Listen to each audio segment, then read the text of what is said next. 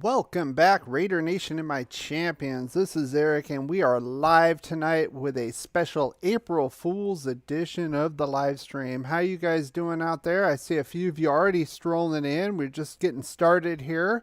Want to say hi to everyone here. We got a lot to talk about.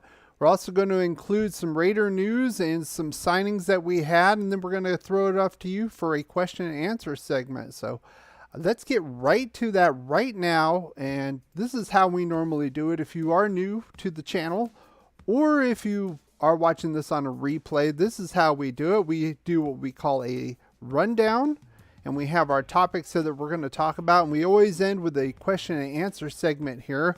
And I want to get your response to the subjects that we're talking about on the live stream, and bounce some topics off of you, and we can have a discussion on those. So first thing I do want to talk about, though, is a new subject I'm going to be doing, and that is called for new champions. So let's get into that right now. I hear everyone say it, take what they give you. We're going to take what we want. Now, the subject is new champions because I want to applaud and congratulate all of you who are just recently subbed to the channel. I do enjoy all my original subs and my original listeners as well, but I want to do this as a regular subject here. So we have a few that have joined here. Now, this is not all of them because you have to have your settings set up to show that you have subbed to channels. I know there's a few that I have not gotten that as well, so I do not know exactly who subbed to the channel, but these are the ones I do know. Marco M, M85, Ray Matheson, Lord Rochitas. I'm going to say this is Uric LBM. You can correct me if I'm incorrect there. Paul Larateria, Alex Espinoza, Mike Roadster, Aaron, G King, and D-Lo. Thank you for joining up, and I hope you were enjoying this either live or if you were watching this on a replay. If you can't be with us live, I do encourage you to join us live, and the best way to do that if you are not a subscriber is to subscribe and to hit your bell notification, set it to all. That way you'll be notified of all future live streams. And just as far as our count goes, we are at 754. We have had a nice little jump in the last about month or two. And I do appreciate all of your patronage and your support here as well. So thank you very much. So let's get right to the subject at hand. And as we normally do, we have a Raider poll of the week.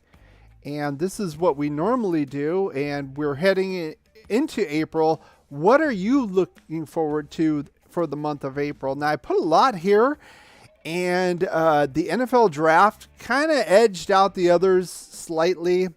Now, earlier in the week, it was pretty much neck and neck. This is very interesting because it's, we're looking at this and we're probably interested in all of this, but which one is the most NFL draft? I'm probably gonna say the car extension because I want to know the details. And I want to know how it's going to affect our salary cap. Hey, Dominique, I just saw you pop in here. How you doing? So we just went over the new champions, the new subscribers that have come on board, and I appreciate them as well as the old subscribers. And we're going into the poll of the week as we normally do, and then we'll get into the meatier subjects here. So actually, you guys voted for the NFL draft. About a third of you total edged out the rest of them. We are going to talk a little bit about these other three during this live stream. So let's get right to that. So the first thing I want to talk about is what I call regime speak. Now, you've heard of coach speak, but I want to talk about a couple of interviews, one from Josh McDaniels, the other one from our GM, Dave Ziegler. Well, let's first talk about the Josh McDaniels one. Now, this one was online, Raiders.com, put a video out talking about Devontae Adams, but a whole lot more. Hey, Sandy B, I see you out there. Welcome back over here. Let's see. Let's turn that down just slightly. There we go. So anyway, I want to go over the interview that Josh McDaniels gave on Raiders.com, and there was a lot of pertinent information. I know a lot of people are talking about what he said about Derek Carr and the extension. We'll get to that in a minute, but what I thought was the most pertinent out of all of this 38-minute video, is this right here. Let's see. This is Alex Leatherwood he's talking about now. He gave a lot. I think he gave some insight here. This is what he was quoted as saying about the status of Alex Leatherwood. He said, quote, "We know what he was drafted for, and we're going to give him an opportunity to do as such." So to me, number one, is it coach speak or not? I don't think so. I think this is legit. And number two, more importantly, I think they're going to give him an ample opportunity to be the starting right tackle. So to me, given our moves there in free agency, re-signing Brandon Parker, I would rather have Alex Leatherwood there than Brandon Parker. I think he has much more potential. We've seen Brandon Parker. We'll talk about him a little bit with the Ziegler interview that kind of clears up even more how I feel that Alex Leatherwood will probably be our starting right tackle unless he kind of fails miserably. And then the other thing I want to talk about obviously is Derek Carr, and he talked about the extension and Josh McDaniels.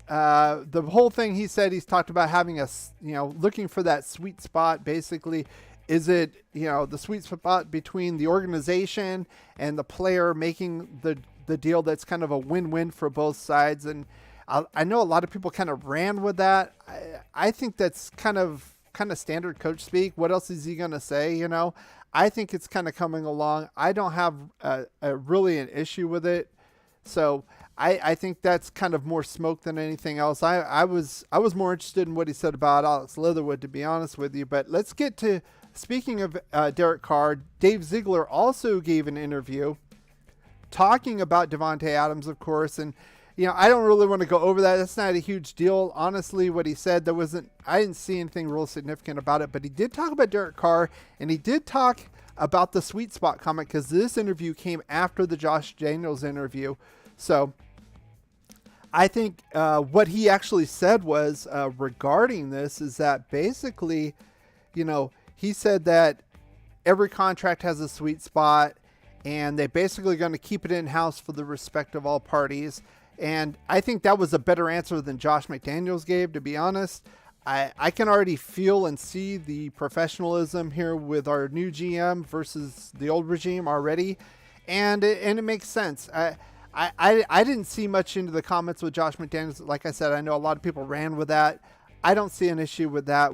It'll be probably the most interesting thing to see about. Now, another thing he talked about, another few topics that I thought were significant in this interview.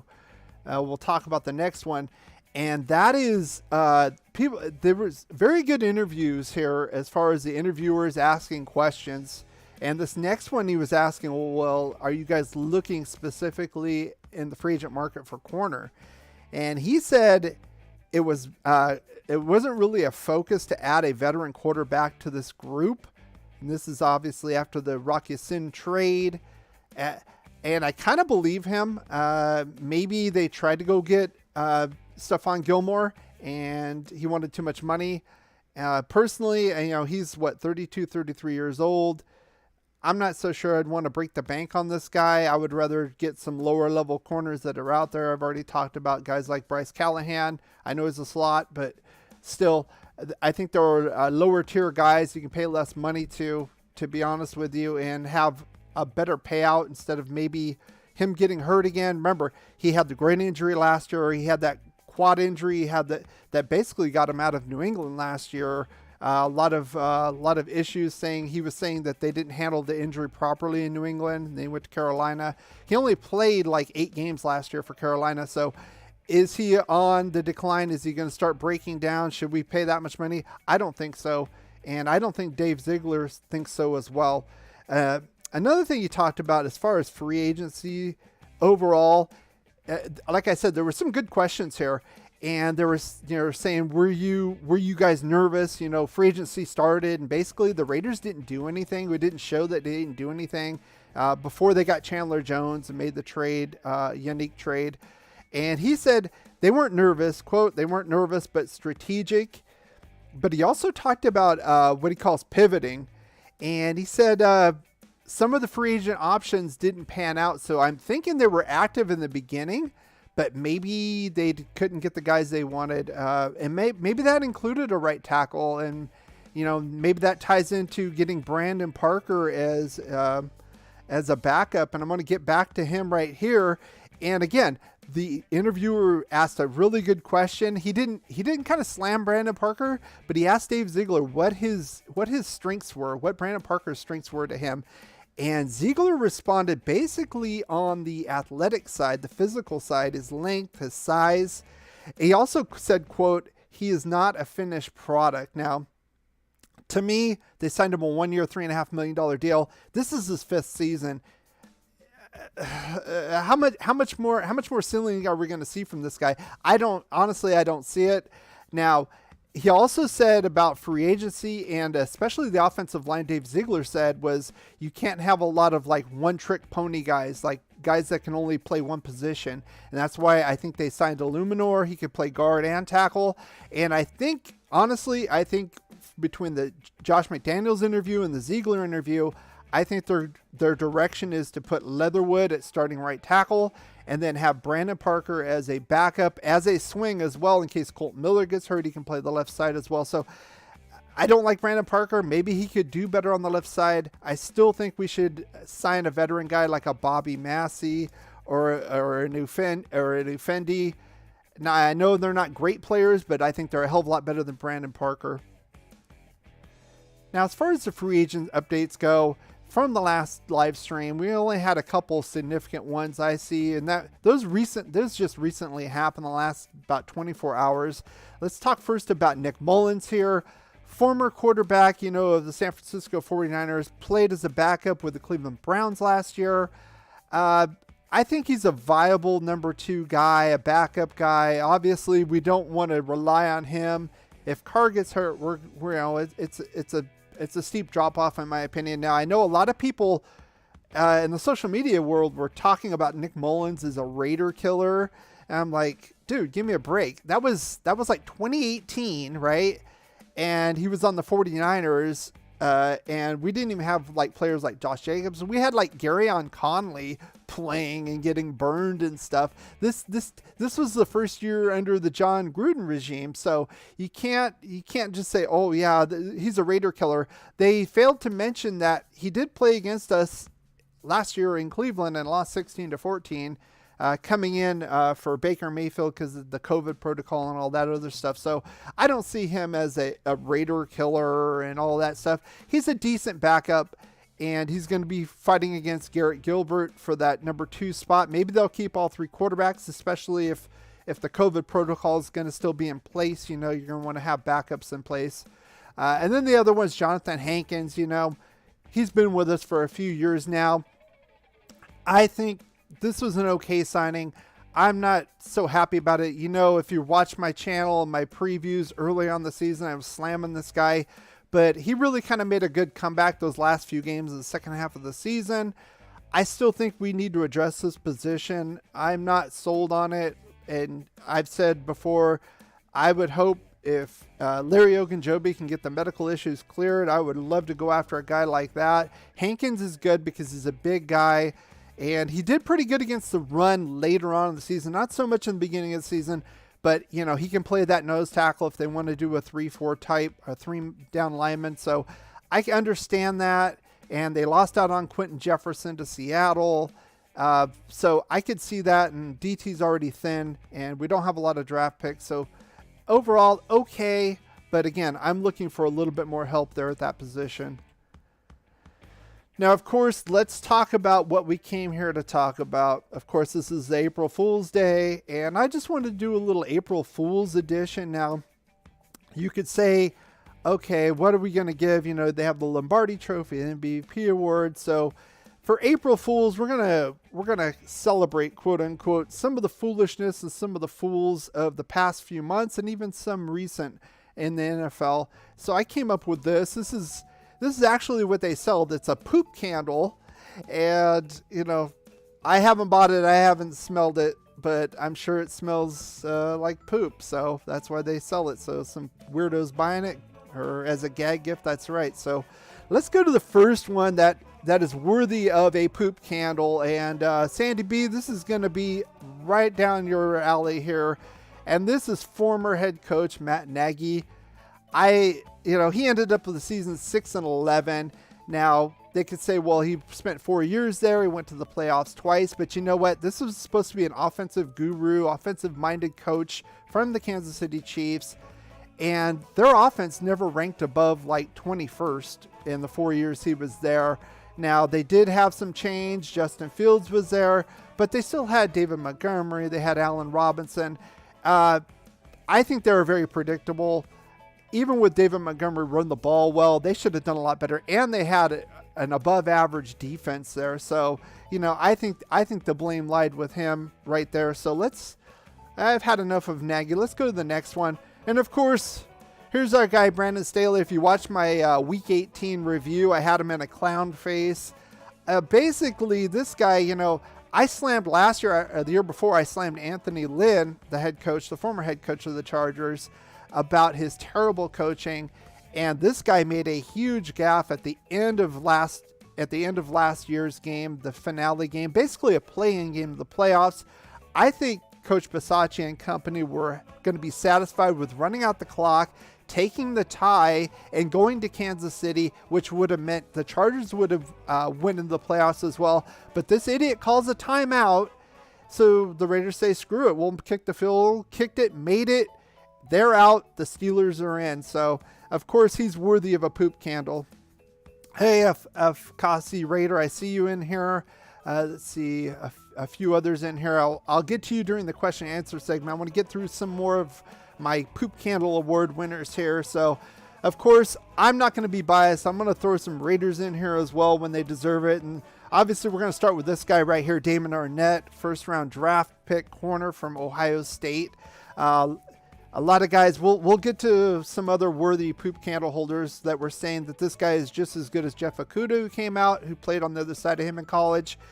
To me, this guy was never really had his head in the game. You could kind of see it in his play. It was up and down, and it showed, including this year. If you remember the Pittsburgh Steelers game, a big play to Chase Claypool where he got the ball, landed on the ground, and Arnett just ran right by him. I guess he forgot that you have to be down by contact in the NFL, and he ran by him, and Claypool's like, well, screw it. Got up, ran another 10 yards. I think Merrick got him another 10 yards. He almost got a touchdown on the play.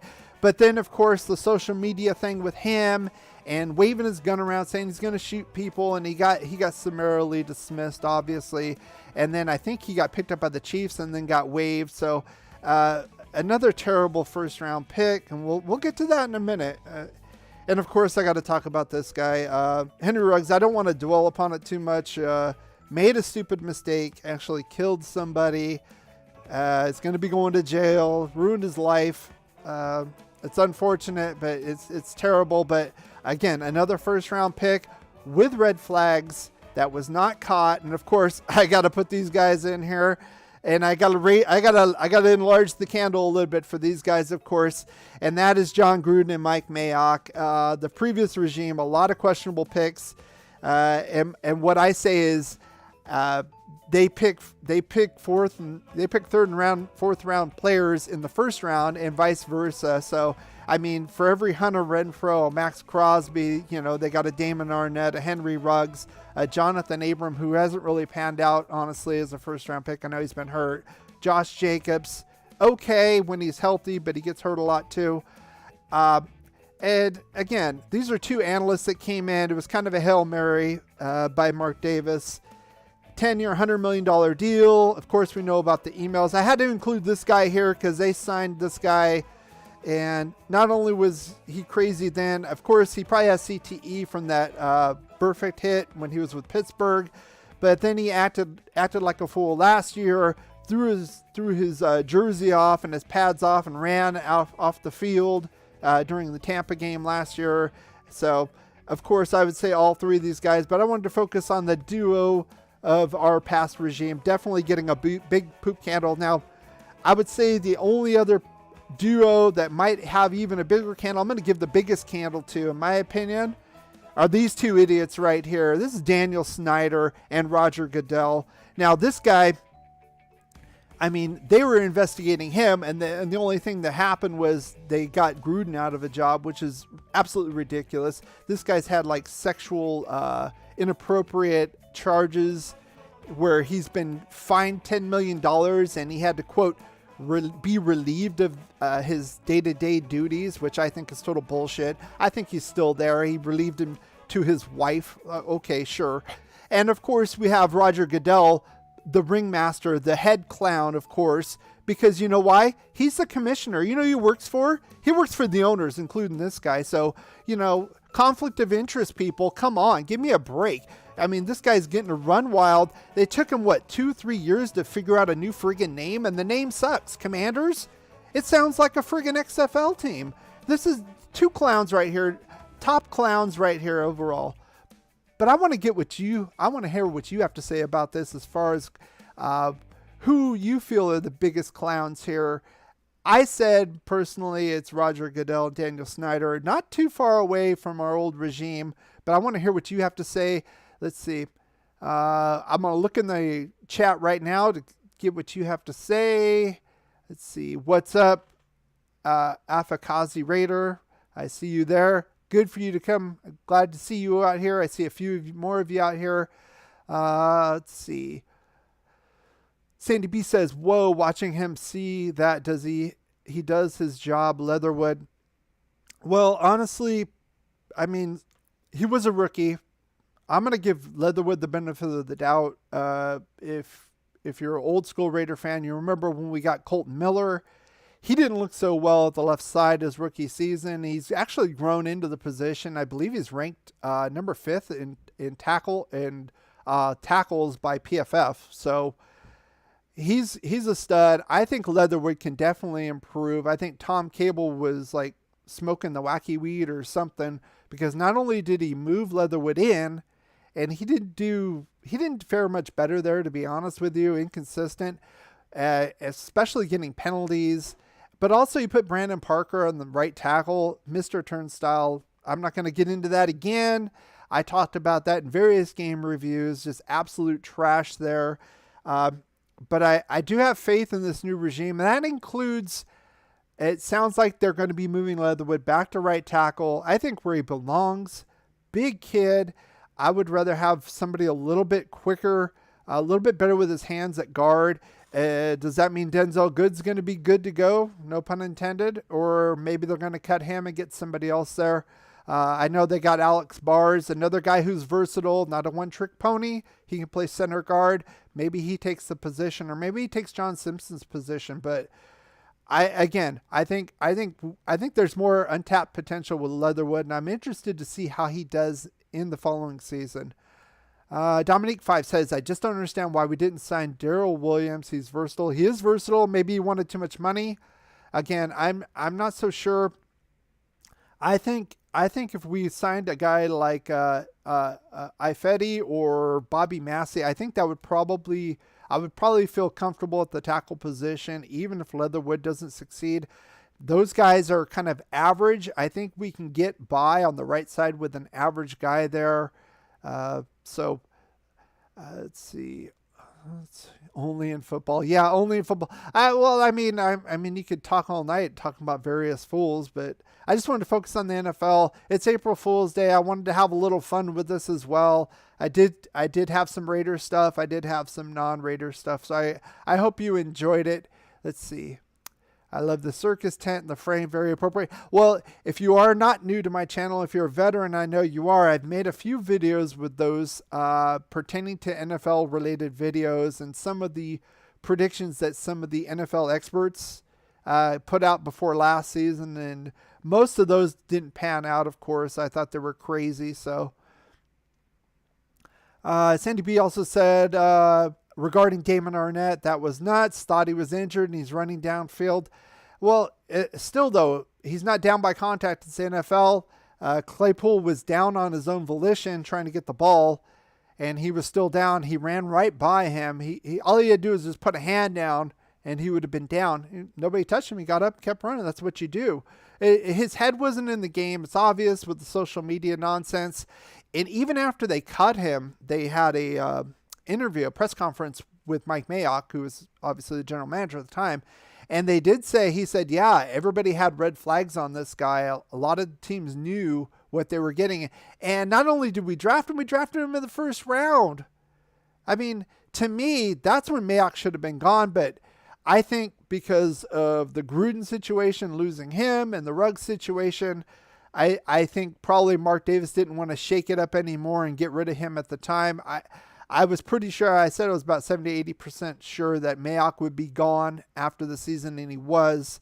I know some people said, well, all those picks were Gruden picks, not Mayock picks. And maybe, Gruden had the final say, but as an analyst, I mean, come on. It wasn't there. I mean, it kind of, honestly, it almost made me feel like, like these Mel Kiper people don't know what they're talking about. Like the old Colts owner, if you're old school, remember that, his mailman knows more than Mel Kiper, if you remember that clip.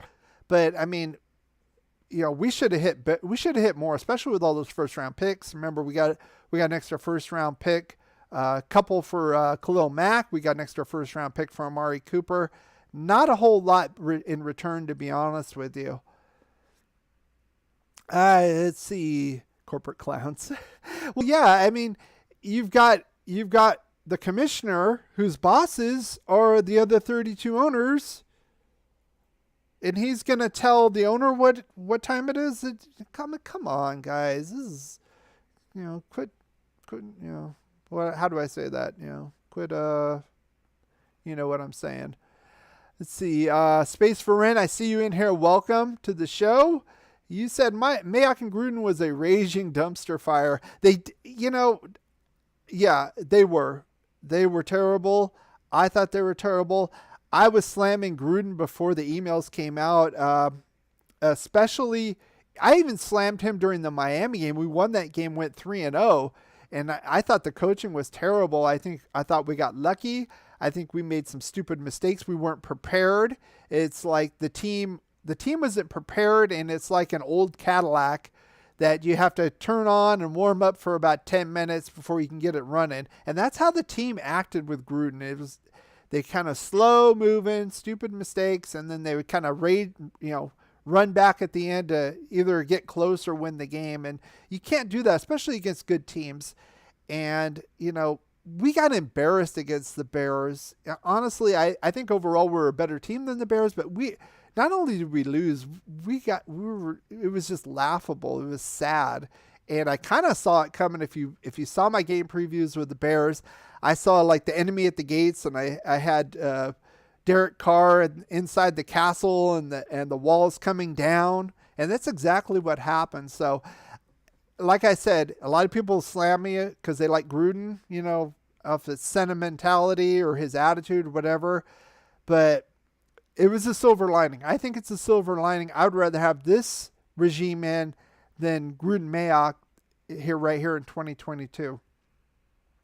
Sandy B says, hey, chat, don't forget to hit that like button, hit the subscribe button, and ring that bell. Make sure the bell, you click all so you don't miss any notifications. Absolutely. Thank you very much for reminding me as well, especially if you're watching this on a replay. If you're not here live with us, interacting with us, having a lot of fun. Again, we not only do topics, we do mock drafts. We did mock draft last week, and we had a lot of fun. We did a couple, actually. Had a lot of fun with it. We're going to do another one here before the draft comes up. That's at the end of April, so we got a few more weeks. We'll probably do at least one more. So I encourage you to hit the subscribe button, hit that bell notification selected to all so you can be notified of all future live streams and join us live. Let's see. Of course, you're better than the Bears. I think the Bears are a good team. I think they're poorly run and poorly coached. I'm going to be interested to see what Justin Fields can do with a real coach. Again, this kind of, I'm wondering why Bieniemy, well, he had the domestic stuff. I knew he'd never come here with Mark Davis. He's not going to hire somebody like that off the field stuff. But honestly, is it Bieniemy? Is it Matt Nagy with the success of the Chiefs, or is it Andy Reid? That's a question you got to ask, because Nagy didn't look so good on the offense. Let's be honest. The Bears didn't look so good. They dumped a ton of offensive capital during his tenure there as well. I think they only had one. I think it was Roquan Smith. I talked about it in a previous video. They only used one first-round pick on the defensive side while he was there. So it was all on the offensive side of the ball. So if you're this offensive guy, remember he came up through the offensive side, offensive coordinator, I believe quarterbacks coach as well. Where was the output? I mean, you had a lot of money spent, especially with the Khalil Mack trade. You had a rookie quarterback. You had one decent year with Trubisky. I think the first year he was there, and then right down the shitter. So ended up going 8-8 a couple years, and then 6-11. Obviously, wasn't competing. So I'm interested to see what the Bears do next year, especially Justin Fields' second year. I'm going to see a lot of talent there, but he's going to have to improve on the intellectual side. He's got the athleticism. He's arguably the most athletic quarterback in the league. I mean, next to Lamar Jackson, some people don't really call him a quarterback. I think Justin Fields could be absolutely electric, just like a Patrick Mahomes. I think he needs some better coaching, some better scheme play. Again, Allen Robinson's gone now. He went to the Rams. It's going to be very interesting to see what they do there. Let's see. So you guys have any Raider questions thus far? Again, I looked at the Stephon Gilmore. Not only have the Raiders not signed him, nobody signed him. He's still out there. All the talk and all the hype, like I said before, this sounds like Richard Sherman all over again last offseason. Like, yeah, he's a done deal. He's going to come here, and it never happened. So, and frankly, I'm not so sure I want to pay him a lot of money. It would have to be a pretty good deal for us. Again, his age, he's starting to get those injuries. It's kind of like a Akeem Hicks type of situation. I know he plays defensive tackle, but similar type age, similar type injuries, kind of starting to creep up on you. And, you know, I mean, they're great players, but Father Time's undefeated. And once that starts happening, it's a pretty steep decline. And frankly, I don't want to be the Raiders of old, of the 90s, of the 2000s, the post Super Bowl years, where we're basically giving people a friggin' retirement home here. Warren Sapp. I mean, Richard Seymour was probably the only one as far as a vet that was halfway decent. Warren Sapp, on the back of end of his career, didn't live up to the money. Maurice Jones-Drew, are you freaking kidding me? Mr. 1 yard per carry. And then he gets on TV and talks smack about the Raiders every chance he gets. He got free money from it. Screw him, little butterball. He was good in his day, but he was not good with us. Screw him. He was trash. Let's see. Sandy B says, I hope so, Raider, about Justin Fields. For me, they're at their best at 86 Super Bowl. Lost one game. Probably won't happen again. Well, that was a historic time. Didn't have a whole lot of, didn't have the salary cap back then. They had free agency. They didn't have salary cap. Special team, obviously, but you don't need to be the 85 Bears to win a Super Bowl. So, like I said, I think the talent's there. I think he needs to be groomed properly. Mahomes was okay. He didn't play his first year, second year, and then the third year was that huge jump. So I'm very interested to see what happens with Justin Fields, the new coach there. So let's talk a little bit more about Raiders instead of the Bears, though. Let's see. Dominic 5 says Gilmore or Matthew not coming here, and I'm okay with that. At this point, I'd rather have the Honey Badger, Tyrann Mathieu, than Gilmore. He's had some injury concerns too. I think he's more reliable, and honestly, we need some more playmaking ability in the secondary. I'm not so sure. Abrams probably going to be gone after this year. He does have a 5th-year option after this year. I don't think we're going to exercise it. I wouldn't be surprised, again, I've said this before, if we do get the Honey Badger, that we ship off Abram in a deal, similar to what we did with Chandler Jones and Unique Ngakoue. So, again, I think there are lower tier, a couple tiers down than Gilmore. I think Gilmore was good in his day. He's had some injuries. I don't want to pay for past performance. I want to pay for present performance. Let's see. Just checking out the chat here. I want to see if you guys have anything else you want to say regarding the Raiders, regarding April Fools. Who you think your biggest fool was, either on the Raiders or, if we go all the time, we could talk about Jamarcus Russell all day, of course, that goes without saying. I don't know if you heard that story. I think Kirk Morrison, linebacker, he told a story, I think it was like NFL Network or ESPN or something, that they had Jamarcus Russell. They thought he was kind of slacking and not studying, right? So like on a Friday, they gave him some like recordable DVDs and said, go over these plays and tell us what you think, what you can do, what you can't do right now as far as your abilities, blah, blah, blah. And there were actually blank discs, right? So they gave them to him. He comes back Monday or whatever, because this is like the offseason, probably about this time or whatever. Just take a look at it. And he said, oh, yeah, I can do everything on there, no problem. So obviously the guy wasn't studying. He was a lazy, fat piece of shit bum. And we used a first overall pick on him and set our franchise back probably at least 2 or 3 years just by doing that. So probably the biggest fool of all time as far as the Raiders organization goes. Sandy B says, who is important on their last year for contract, do you know? Derek Carr. That's number one. He's on his last year right now. I know they're negotiating a deal. There's a few other ones, but we've already got Renfro. We've got Max Crosby. And like I said, we've got guys like Josh Jacobs and Abram, who are technically on their last year. They're in their 4th year, but they have a 5th-year option because they were drafted in the 1st round. The team could exercise that. I'm not so sure either one of them will be exercised. I'm not so sure either one of those guys are going to be on the team in 2023. After that, I think we're pretty much okay. I think Perryman's on his last year. He signed a 2-year deal with us. He played last year, plays this year. I don't think we're going to want to pay him.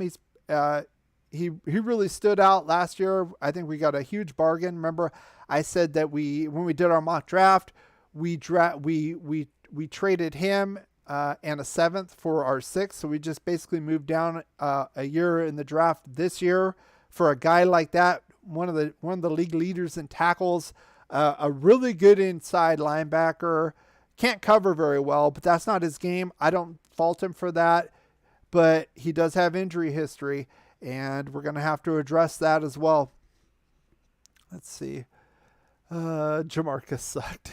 Well, his head wasn't in there. This is another, like I said, this is another guy like a Damon Arnett. I think he has the physical talents and abilities, but if his head isn't in it, then who cares?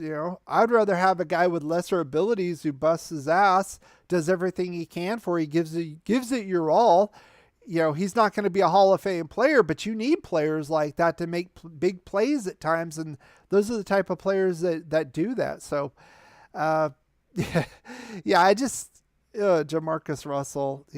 There's so much potential with that guy. I mean, I would think like a Cam Newton type, who can run the ball, big guy, big arm. It was a shame. Again, this goes back to the scouting. This is why I like the new regime. Obviously, they were looking at signing players when the free agency started, didn't pan out, and we ended up good. We ended up with Chandler Jones as an upgrade. We got Rocky Sin, who's a good man coverage corner. Are we done yet? I don't think so. We did have to trade a couple of draft picks for Devontae Adams, but he's arguably the best wide receiver in the league. So I'm not so concerned about that. Comparably speaking, I don't think we get the same talent with those picks anyway. So, Juan Toscarino, I see you in here and you have a question. You say, how many wins are you predicting, or is it too early? You can always predict. Last year I said 9 or 10 wins, and we got 10 wins. I'm trying to think, okay, what are we going to do? I think we're about 10 or 11 wins, to be honest. Of course, it all depends on how the defense gels. With Patrick Graham, our defensive coordinator, there's going to be different looks. Very intellectual guy. I made a video on that. If you want to check that out, I think the link is in the description. Go to my channel. This is the kind of guy who could have went to Wall Street and made millions. He decided not because he loved football and came. I mean, he's still making good money, but he could have made a lot more money there. And he was the guy who shut Derek Carr and our offense down. I mean, we had a bye week. We went into East Rutherford. He was a former Giants DC, if you didn't know. And we looked terrible against them. Our offense looked like trash, especially in the red zone. And he had a knack for doing that. And remember, the Giants offense was terrible. Daniel Jones was terrible. He was hurt. Saquon Barkley's coming off that injury. Didn't do so well. And that defense kept them in a lot of games. I know they finished like 6-11 or something, or 5-12, something like that. They didn't finish too good, but that defense kind of kept him in a lot of games, and I like what he does. I like it where they're trying to mesh the new players, get a little more flexibility, and frankly, I like Chandler Jones over Yannick Ngakoue. And I've said this before, Yannick's a great speed guy, but if that speed move doesn't work, he's useless. He's ineffective. I think Chandler Jones has more moves. He can play against the run a little bit better. Not to say he's great against it. And also, we got rid of Nassib. There was a lot of cap hit, Littleton, of course, and Kwiatkowski. But then we have Cleve Farrell. They're talking about him having a clean slate. I think that guy's great against the run. It's not his fault. They reached on him 4th overall. I think he's a solid player. Obviously not a 4th overall pick solid player, but again, that's not his fault. That's the old regime being stupid, as they usually were. But I think he has a place on this team, especially if they run a 3-4. He could be a 3-4 defensive end. He's good at stopping the run, sealing the edge. So I'm going to say 10 to 11 wins right now, but it wouldn't surprise me if we got 12. I'm very interested to see what the Kansas City Chiefs do now. Of course, they have all those weapons still, but Tyreek Hill's a big deal. It is a big deal. Now, they did fix their offensive line. They franchised Orlando Brown. They still have a question like we do at right tackle. Remmers is gone, and there's not a whole lot there. I'm surprised they haven't signed a guy like Bobby Massey right now, at least an average guy. We'll see what happens there, especially against a lot of the pass rushers in our division. It's going to be tough for them. So, but again, Mahomes is the kind of guy who's a magician. He can scramble out, sidearm, throw. You know, they got a quarterback. I think to us it's more of a priority to get a good solid line than them. So Paul Gaines, Raider Love back to you. I appreciate you coming in here. If you have any questions, put them in here right now. We're in our question and answer segment. We talked about a couple of the free agent ads since our last live stream last Friday. And we normally go on Fridays at 6 o'clock Pacific, 9/8 Central, usually, unless something else happens. We went and talked about the April Fool's Day. We talked about some of the biggest fools that I saw last year, including up to the off season in the NFL, including some on the Raiders organization. So hang on one second. I want to throat's getting a little scratchy. So Paul, if you have any questions, put them right here in the comments. We'll talk about those as well. Terry Taggart, good to see you in here as well. No love for the Packers here. This is a Raider chat, but you're welcome to be here and ask any questions you want. Thank you for Devontae Adams, by the way. I appreciate that. And good luck with those 2 picks. Space for Rent says, do you see them switching Kuntz to a 3-4 linebacker? It's possible. Excuse me. I think he's similar to a Yannick Ngakoue. I don't think he's quite as big as Chandler Jones. Chandler Jones is a little bit bigger, but he plays a similar type position, that outside linebacker, 3-4 type guy. Chandler Jones could put his hand in the ground and play end too. I'm not so sure Kuntz can do that. it would be very interesting to see Malcolm Kuntz here in his next year. Maybe we could see Crosby, Jones, and then Kuntz as like a rushing outside linebacker, like a Melvin Ingram type, that would be insane. That would be absolutely insane. I do like Kuntz. I saw him. I thought he was a little bit light. I saw him in preseason games getting pushed around. I was a little worried. And then it looked like he gained about 10, 15 pounds. He started getting into it later on in the season. It looked a lot better than he did in the beginning. So I have a lot of optimism for Malcolm Kuntz, of course, former Buffalo guy, University of Buffalo. Sorry, won't be in the ripping rabbit hole tonight. You have to sell me. I don't run that. I have to tell AJ about that. So, let's see. Did you hear me say anything of Packers? No. Oh, thank you for Devontae Adams. I mean, I don't really, if you want to talk about Packers, I'll give you my 2 cents worth of the Packers. Not sure what they're doing. I'm not so sure about Jordan Love. I think that could have been a bust pick in the first round. And maybe they thought so too. That's why they tried to get Aaron Rodgers back. I think the window is shutting. And maybe shut right now. We just don't know it yet. Of course, they were the number 1 seed last year. But again, I think the Bears are going to be some trouble. Detroit has some high picks. If they could ever get their act together, I see them probably drafting a quarterback. I think they have the last pick in the first round, or the second last. So they're probably not going to draft one number 2 overall, but they'll probably draft one there because they can get the 5th-year option. Especially if there's a quarterback they like, that would make sense. Again, if they could get their act together, they have a lot of draft capital this year and next year with that Stafford trade. So who knows? Minnesota, they've always been kind of floundering. They can look good and then they can look crappy at times. So kind of a middle of the road team. So, but I think once Aaron Rodgers leaves, it's going to be like the Steelers. Big Ben's gone now. I don't trust Mitch Trubisky there with Pittsburgh. I think they're going to be on the descent unless they can get a rookie quarterback that pans out this year. I see at least 2 years of descent. Now, they do have a great defense. They have Najee Harris, of course, Chase Claypool, but you're going to need the quarterback. Ask Chicago about that with Trubisky. So Raider loves everyone. And shout, I do. I mean, this is a Raider channel, but if you want to talk about other NFL things, I can talk about it and, give my opinion on it. I do appreciate you coming in, Terry Taggart. You can come in.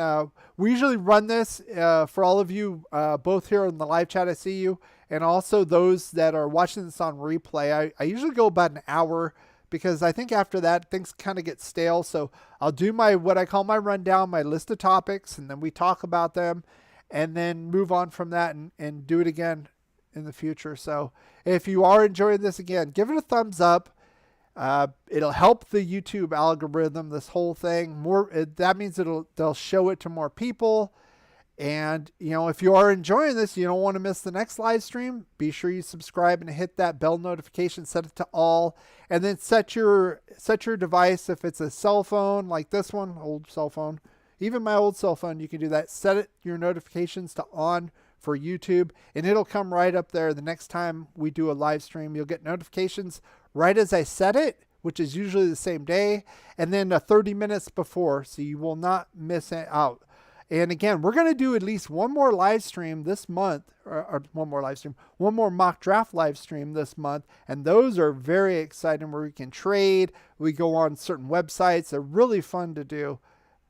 Hey, KC, I see you in here. Long time no see. I don't think I have seen you in here since the last Chiefs Raiders game. So welcome here.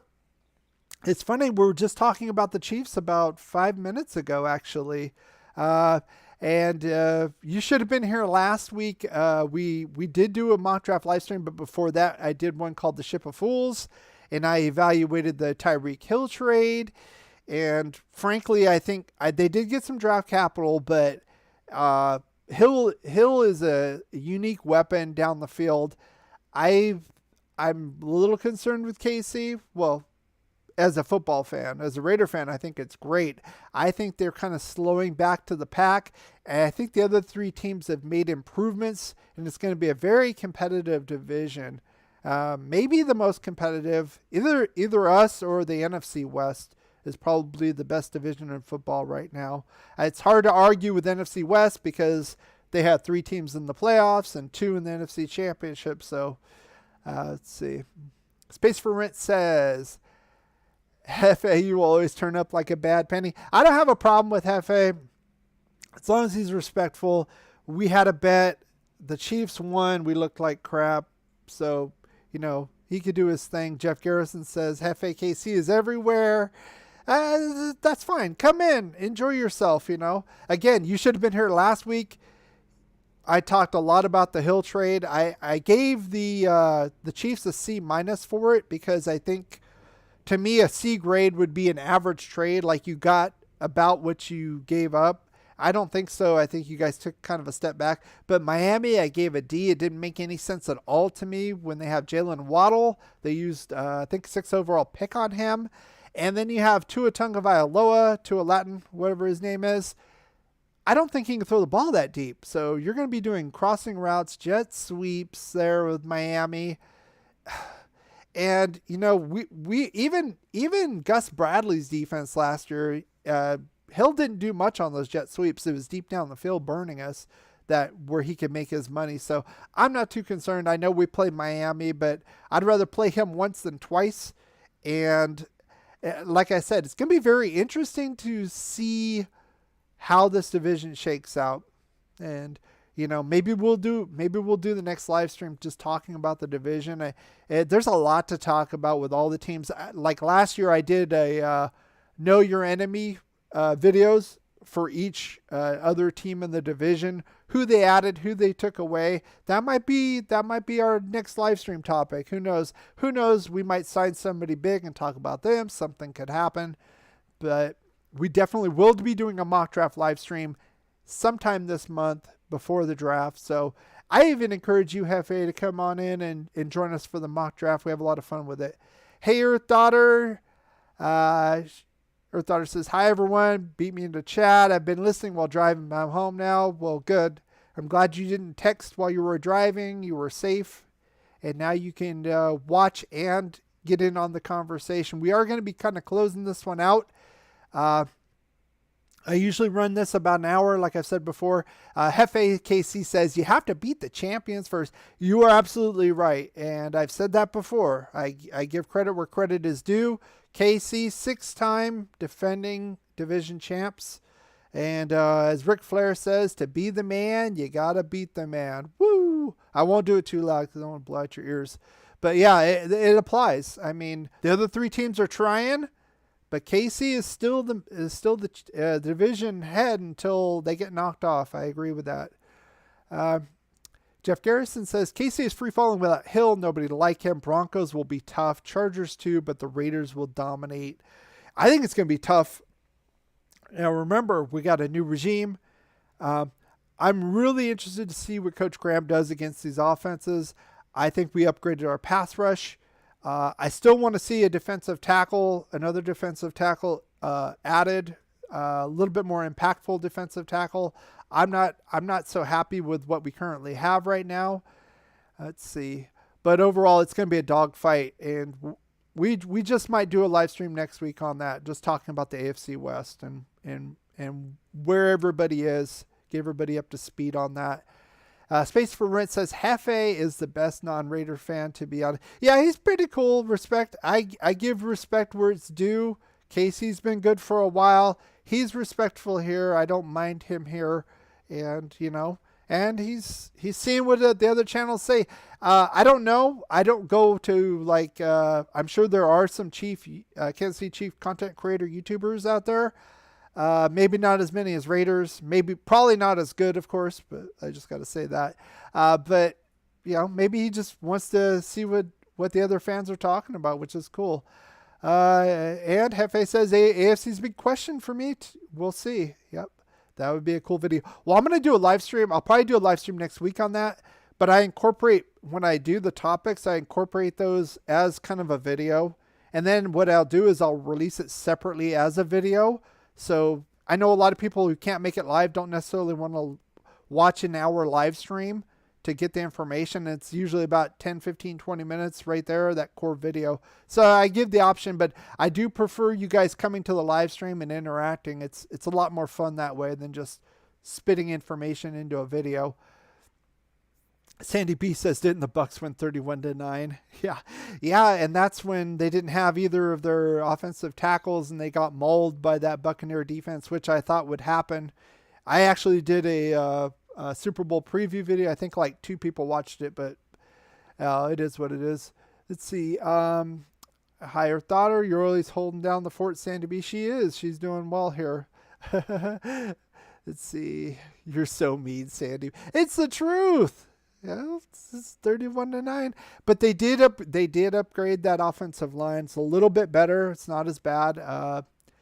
And it kind of made sense to franchise Orlando Brown.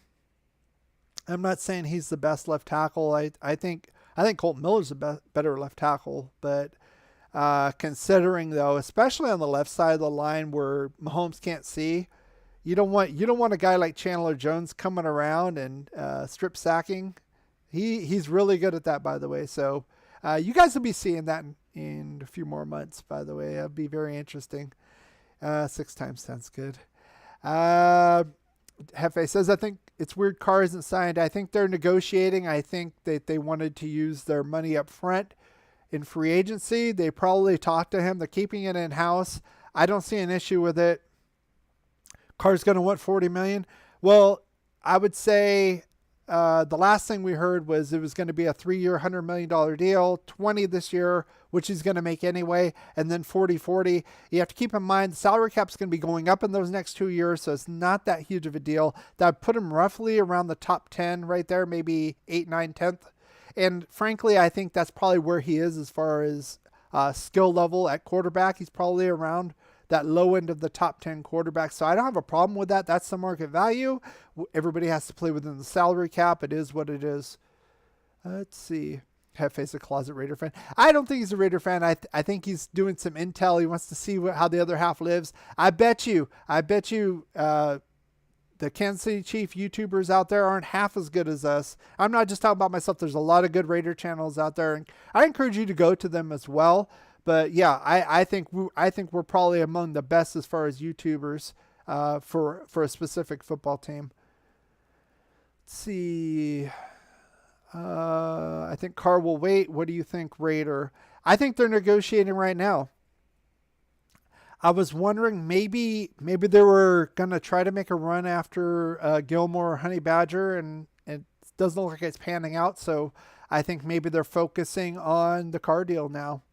And it makes sense. They probably sat down with Carr. I mean, think about it. Josh McDaniels, they traded 2 first-round picks, right?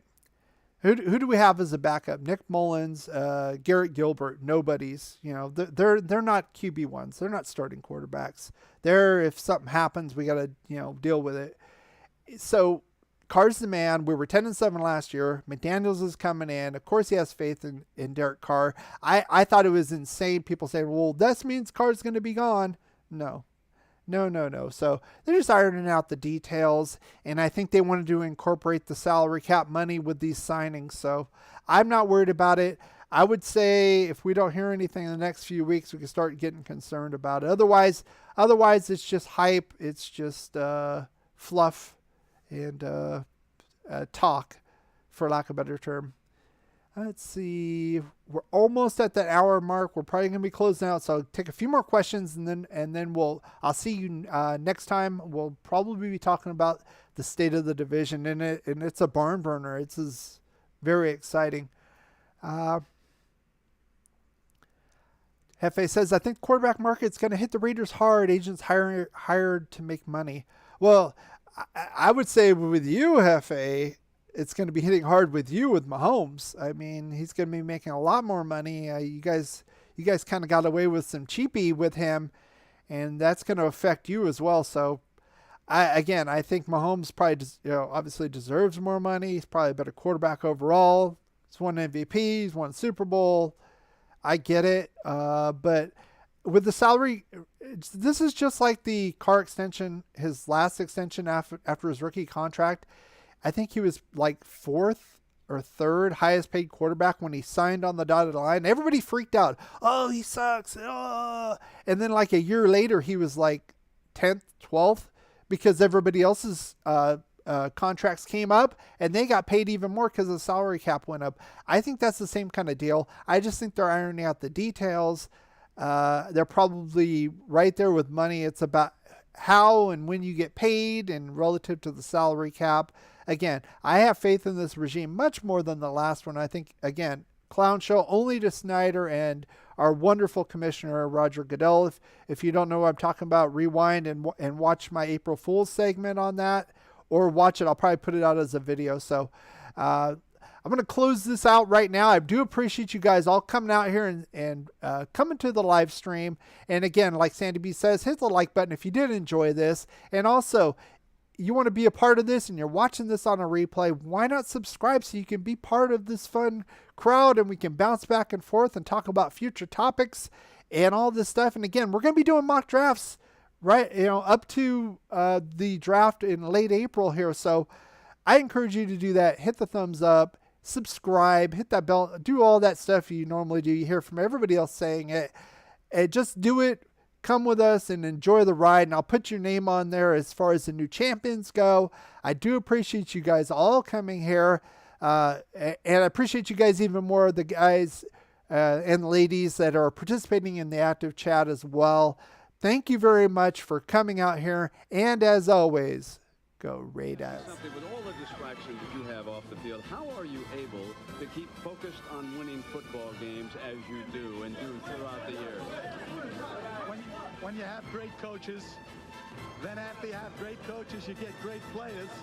You have a great organization, and you tell them one thing: just win, baby.